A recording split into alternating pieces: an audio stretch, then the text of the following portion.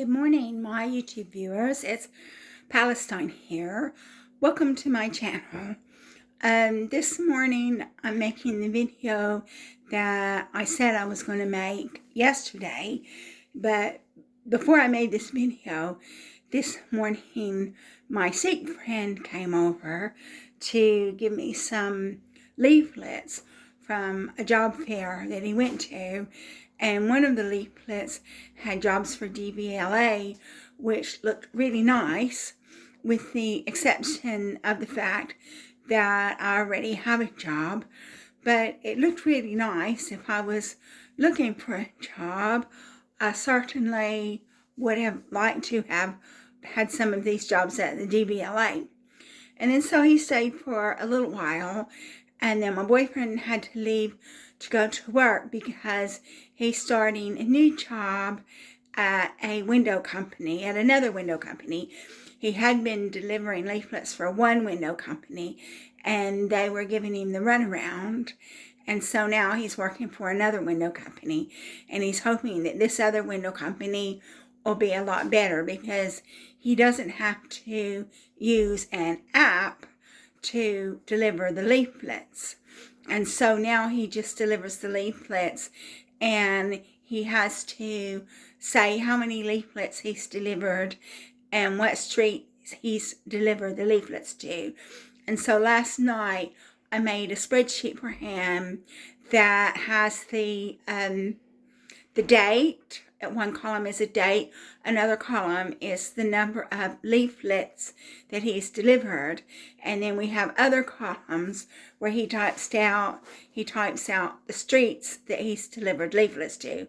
So he knows how to enter data into a spreadsheet because I taught him that much. I taught him, I can make the spreadsheet for him, and if I show him what to do, he can enter the data. So I told him to go ahead and enter the data for the streets because I wasn't going to do that. That was something that he could do. So he entered the data for the streets, and he said that he will be able to every day go into that spreadsheet, an Excel spreadsheet, type in the date, the number of leaflets he's delivered, and the streets that he's delivered the leaflets to. So he told the lady at this new window company that I was helping him make a spreadsheet, which, that's true. I designed the spreadsheet, but he has to input the data. And the lady said that it was very kind of me to help out. But obviously, I have to help my boyfriend because he can't do it. He can't make a spreadsheet. He can enter data into a spreadsheet. He can do that. You can enter data into a spreadsheet. But somebody has to design the spreadsheet. So that's what I did. So that was my morning, my night last night and my morning. And I'm just filling you in on a little bit of that. But what I wanted to talk about in this video was my very bad experience with acas. Whenever I was working at Foster Wheeler, almost every experience I had was a bad experience. And so that was what they did to me. They wanted to make sure that every experience I had was a bad experience. There was another lady, and I do remember her name, but I can't say it. And she worked in marketing, and she worked in the social club, and she was older than me at the time. And then so basically she worked in the social club, and she organized the social club. She did continuous improvement and things like that. She'd been working for a really long time, was very well respected, and she went off sick. And when she went off sick, she said she did not want to have any contact with anybody from Foster Wheeler. And I thought, well, that's odd. What's all that about? And then I told this one lady that sat next to me, and she goes, well, I know what it's about. And she wouldn't tell me. Well, obviously, this lady that sat next to me, and I can't say her name either, but she was an estimator. She was an estimator. And she knew what it was about, but she wasn't prepared to tell me. And basically what it was Foster Wheeler was operating a gang stalking ring. The main people that they wanted to gang stalk was single women. Single women. Those were the main people that they wanted to gang stalk, but I think that there were a few men in there, but it was mainly single women, because Foster Wheeler was known as a man's company. And because Foster Wheeler was known as a man's company, really, women weren't treated with respect. And all the women that worked there, as soon as they got old, they ran them out of the company. They didn't want any old women in the company. So that was my first real indication from another member of staff other than my ex-boyfriend that something amiss was going on at Foster Wheeler. But obviously these people had done some things to this woman to the point where she had to go off sick, and she said she didn't want any contact with anybody at Foster Wheeler. And then what happened was when she came back, she didn't want to speak to anybody. I mean, I said hello and she just rushed off, She didn't want to speak to anybody. I mean, goodness knows what these people did to this woman. But what they would do is they would infiltrate your personal relationships, and they would destroy your personal relationships. And so basically, that would isolate you. If your personal relationships were destroyed, then you were being isolated. So I have no idea what they did to this woman, but it was probably something similar than what they did to me. They went into my personal relationships. They contacted my friends and family. They got my friends and family to go along with it. And that is one thing that Foster Wheeler did. I mean, Foster Wheeler, they got their employees to do it. And then so basically, although Foster Wheeler was the mastermind, they got their employees to do this gang stalking ring, and they got these employees to harm people. So then Foster Wheeler can say, it was nothing to do with me, it was just employees. Well, have you ever heard of vicarious liability? Vicarious liability is when you commit a crime on a premises, then that premises becomes liable. So although Foster Wheeler denies liability for any of the things that were done to me, the simple fact that their employees were doing these things, and much of the stuff was done on their premises through their IT department and by people at work, the Foster Wheeler is vicariously liable for what they did, whether they want to admit it or not. And so I have no idea what they did to this poor woman. It was probably something similar to what they did to me, but I didn't have anybody. So she went off sick, and then she came back. She was in marketing. And then when she came back, and she was also on continuous improvement. And when she came back, they made her redundant, and she didn't want to speak to anybody. And I tried to say hello to her, and she just ran off. She didn't want to speak to anybody. Who knows what they did to this woman? It's probably something similar to what was done to me. But basically, what's happened is I was so traumatized by all the things that Foster Wheeler did inside and outside of the company by their employees and the management of the company that I've blocked a lot of it out. And because I blocked a lot of it out, the only reason why I'm even here today to talk about it is because I blocked a lot of it out. And if I hadn't blocked it all out, I may have done what they wanted me to do, which was to end it all. And, or I really would be the mentally ill person that they are trying to say that I am. But they're just saying that I'm mentally ill because they're trying to cover up what they did. And people from Foster Wheeler are still around, because Foster Wheeler was bought by AMAC, and then it became AMAC Foster Wheeler, and they ran that company to the ground. And then Wood bought Foster Wheeler, and then it became Wood Group or Wood. And then now Sadara has bought Foster Wheeler. But people from Foster Wheeler are still around. And the only thing that they did with their corrupt business practices, with regard to their corrupt business practices, if Foster Wheeler had been in the United States, they would have been named and shamed and probably would have had prison sentences, which is what happened to Enron. If you want to do a search on Enron, I did my master's degree thesis on Enron and principles-based accounting versus guidelines-based counseling versus principles-based accounting. But anyway, Enron was a company that they ran to the ground because they used mark-to-market accounting, and the executives at Enron who did this had prison sentences. Some of them didn't make it to the end of the but they all went to court and they had prison sentences. And because the UK is a guidelines-based country, they didn't do that to the UK.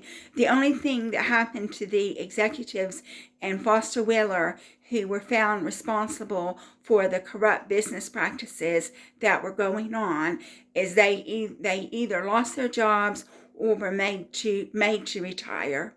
That's the only thing that happened to them. They weren't named and shamed. None of them were named. None of them had to take legal responsibility for any of the things that they did. The only thing they did was they either lost their jobs or were made to retire. And one of the people that was in my line has retired, so that's pretty, and he's the one that got rid of me as well. So it's pretty sure that he had something to do with it because he was made to retire. And so basically, when I made my grievance with Foster Wheeler, I asked them to phone the police. Of course, they didn't phone the police. They were behind it. They weren't going to phone the police. Police have gone into the premises of Foster Wheeler, and they have arrested executives and taken them out of the building. But it didn't happen this time, and the reason why is because Foster Wheeler was behind it. So Foster Wheeler was not going to phone the police because they were the ones doing it. And then so when I made my grievance, they tried to say that I was mentally ill, which they had been saying I was mentally ill for a while. So they tried to say that I was mentally ill to cover up their activities, because really what they wanted me to be incapacitated, either temporarily or permanently. And I believe that that was for financial reasons. I believe that they took out a financial policy, and because I was the only one in the company that did that job, and when they didn't need me anymore because Foster Wheeler was being sold to AMEC, but they kept that quiet for a year. So nobody knew about it for a year. So when Foster Wheeler was being sold to AMEC, I was the affiliate coordinator. They didn't need me anymore, and the reason why was because AMEC was an English company, and Foster Wheeler had been an American company and then became a Swiss company. And so they didn't need me anymore. So rather than making me redundant or giving me other work to do, they decided that they would make a little bit of money out of me. So I do believe that they took a policy out on me, and the intention was to incapacitate me either permanently or temporarily so they could cash in on the financial policy that they had taken out on me. And also because they're sick. I'm sure that a lot of the employees in Foster Wheeler who did what they did it because they're sick people. And then so I didn't know what to do. So I rang ACAS, and ACAS is an organization in the UK that helps people with financial employment disputes. So again, when I rang ACAS again, person picked up the phone, was a smooth talker. And he was telling me, because I told him, I said, no, I'm not mentally ill. And he said, they can discriminate against you on the basis of perceived mental illness. So you can make a complaint saying that they perceive you to be mentally ill and they're discriminating against you. So I never heard anything about that. But I said, okay. And he said, I'm going to put you in touch with somebody. Again, I didn't have to go on any waiting lists or anything. Again, this woman phoned me, and she told me, again, smooth talker. Again, she told me that she worked part-time for ACAS. She told me her name, and she told me her name, and basically was saying, I work part-time and I want to settle this dispute for me. Do you want to settle this dispute for you? Do you want me to settle this dispute for you? And I said, yes, yes. And so I was talking to her.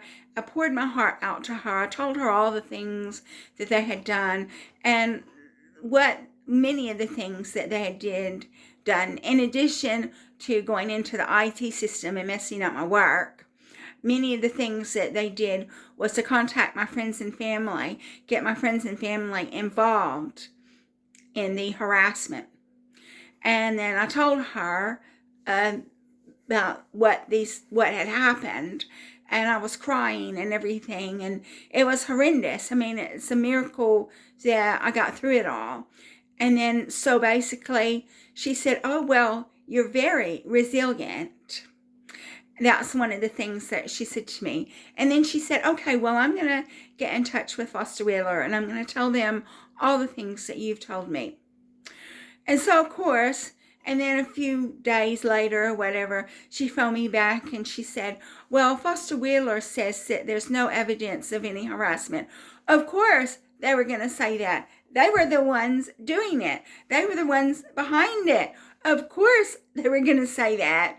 And then she said, so what you can do is what they're willing to do is they're willing to offer you a sum of money to leave. And I said, well, no, I don't want to do that. I don't want to leave. I want this matter to be resolved. Okay, well, what they were saying is they wanted me to quit. And I was watching an employment lawyer on YouTube, and she said, if they offer you to quit or be fired, she said, don't quit unless you have a job that says you can't be fired. If you have a job or if you're in a profession where you can't be fired, don't quit.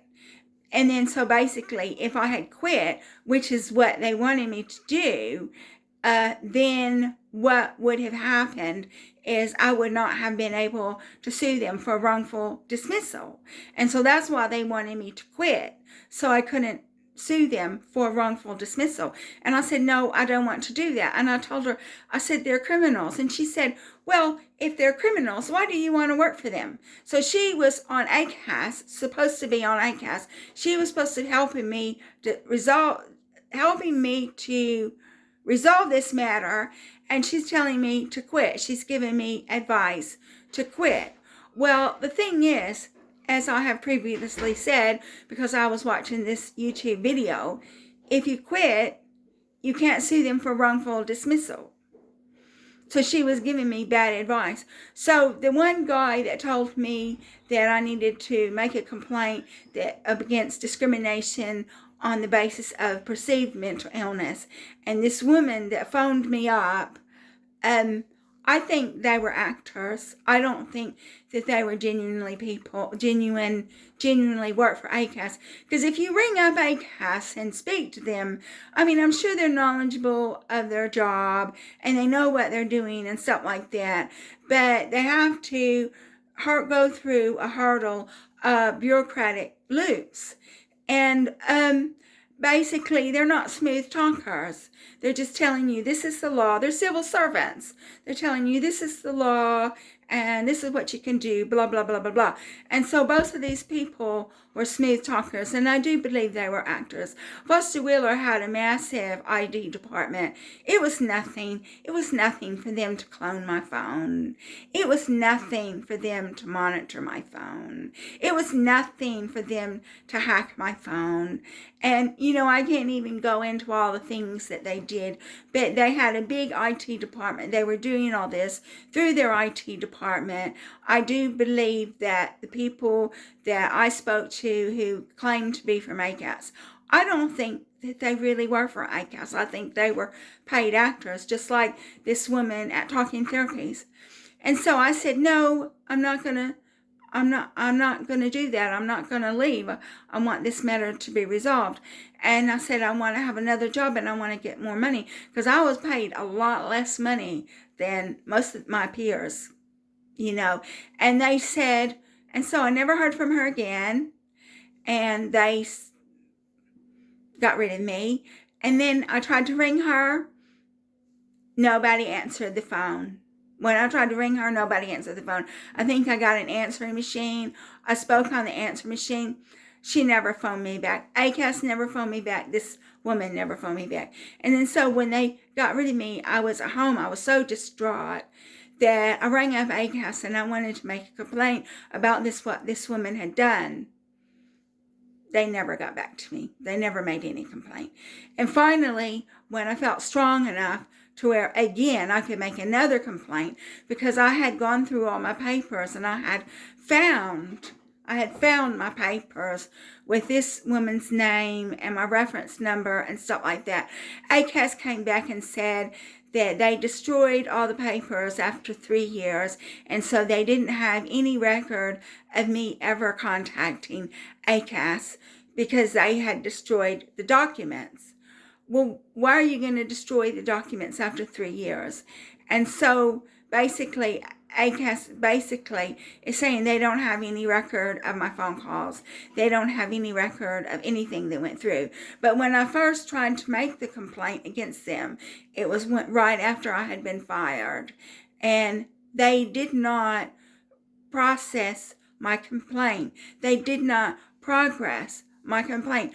I was on the phone crying. They could see that I was distraught about what happened. And they did nothing. They did nothing. They didn't log a complaint. They didn't, nothing. They didn't process my complaint at all. They just put the phone out on me. And then so 3 years later, when I felt strong enough to be able to make another complaint, they said they destroyed all the documents. I don't think they destroyed all the documents. And that's just telling you that Foster Wheeler and other companies like that are very corrupt places. And they've got people from all these government agencies on their payroll. And they're able to bribe people. So I didn't get anywhere with ACAS, just like I didn't get anywhere with talking therapies. And I do believe I was talking to paid actors, or if they weren't paid actors, they were bribed by Foster Wheeler to try to get me to leave on my own. And I didn't leave on my own. And I found out later, the reason why they wanted me to leave on my own is because if I left on my own, then I couldn't take them to court for wrongful dismissal. But I was in such a state, I was such a wreck when they got rid of me. I was in such a wreck that I couldn't sue them for wrongful dismissal anyway, because I was in such a state. I would not have been seen as a credible witness, and so I wouldn't have won the case anyway, and it would have just cost me even more money. So Foster Wheeler is and was a very corrupt company, and there are people from Foster Wheeler still out in the workplace, still out in the oil and gas industry. And even with Project Car Wash, when whistleblowers went to the SEC, that Security and Exchange Commission, and SFO, Serious Fraud Office, and they presented evidence to the SEC and the SFO of Foster Wheeler's corrupt activities. That the people who were organizing buying contracts, that's basically what they were doing. They were employing agents, third-party agents, who would bribe officials so they could buy contracts. That's basically what they were doing. But I know, because of what they did to me, I know that they were doing a lot more than that because of what they did to me. And that's just the only thing that they got caught for. But that was bad enough. They had to pay fines and reparations to America and UK and Nigeria and who all else. And they had to, the executives were either made to retire or lost their jobs. But that was it. They weren't named and shamed. None of the executives who were behind it all were named and shamed. But I can tell you that I was in the proposals and estimating department, and so I know that department was involved. And I knew a lot of things that went on in Foster Wheeler that were not correct, because people told me, and I never repeated it. And then so basically what has happened is I never got any resolution from ACAS. I don't think that the two people that I spoke to at ACAS were actually employees of ACAS. I think that they were paid actors. It was nothing. It was nothing for Foster Wheeler to clone my phone. It was nothing for them to hack into my phone. It was nothing for them to divert my phone calls. That was easy for them to do that. So I believe that these people were paid actors. I can't believe that ACAS would tell me to quit my job, because then you wouldn't be able to sue them for wrongful dismissal. And that's what this lady was telling me, to quit my job. And then I never heard from her again. I phoned her, I left a message. She never phoned me back. I never heard from ACAS again after that. Tried to make a complaint against ACAS. They didn't progress my complaint. 3 years later, when I felt strong enough to do it, when I took all the evidence that I had, like the papers that I had, and I made a complaint, they didn't process that complaint either, because they said that they destroyed everything. So they don't have any record of my phone calls. They don't have any record of my conversations or anything. So that's the experience that I had with ACAS. That's my negative experience. And I have phoned ACAS about other things, and I spoke to people, and you could tell that they may have been knowledgeable at their job, but they weren't smooth talkers. And so these two people that I spoke to at ACAS originally, they got me sacked for my job. I don't think they were employed by ACAS. I think they were actors. And so I think I'm going to go ahead and conclude this video. I've said everything that I need to say, tell you about my negative experience with ACAS. And I don't find ACAS to be helpful. ACAS, they did. I phoned them several months ago about another employment issue, and they were helpful, but they definitely weren't smooth talkers. And so these two people, the man that said that I needed to make a complaint for being a grievance for being discriminated against on the basis of perceived mental illness, and the woman that told me to quit my job, I don't think they really work for ACAS. I think they were actors. So I'm going to go ahead and conclude this video. I just wanted to let you know about my bad experience with ACAS, and which I don't think that the two people from ACAS that I was talking to really were from ACAS. I think they were actors. And I'm going to close this video. I just wanted to let you know what happened to me, what Foster Wheeler did to me. I've got another video that I would like to make on the subject as well, but I'll have to think about how I want to word the title of that video. So thank you so much for watching my video. If you like my video, please like and subscribe. Thank you so much. It means a lot to me that you are taking an interest in my life, as pathetic as it may be.